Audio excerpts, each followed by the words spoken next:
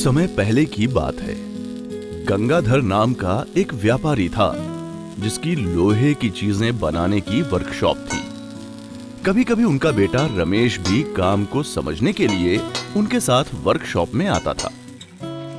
एक दिन अचानक उसने अपने पिता से पूछा, पिताजी, इस दुनिया में मनुष्य की क्या कीमत होती है?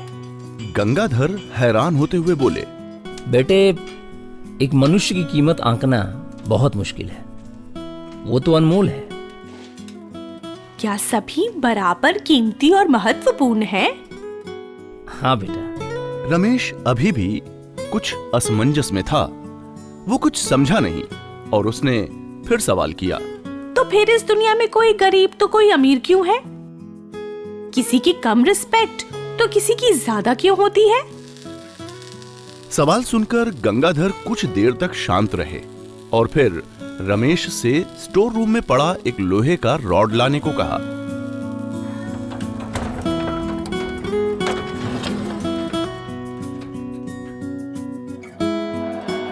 जैसे ही रमेश रॉड लेकर स्टोर से बाहर आया तो गंगाधर ने तपाक से पूछा, अच्छा ये बताओ, इसकी क्या कीमत होगी?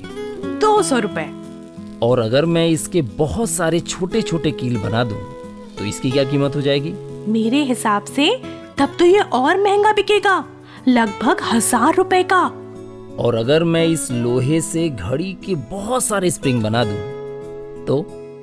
रमेश कुछ देर गणना करता रहा और फिर एकदम से उत्साहित होकर बोला, तब तो इसकी कीमत बहुत ज्यादा हो जाएगी।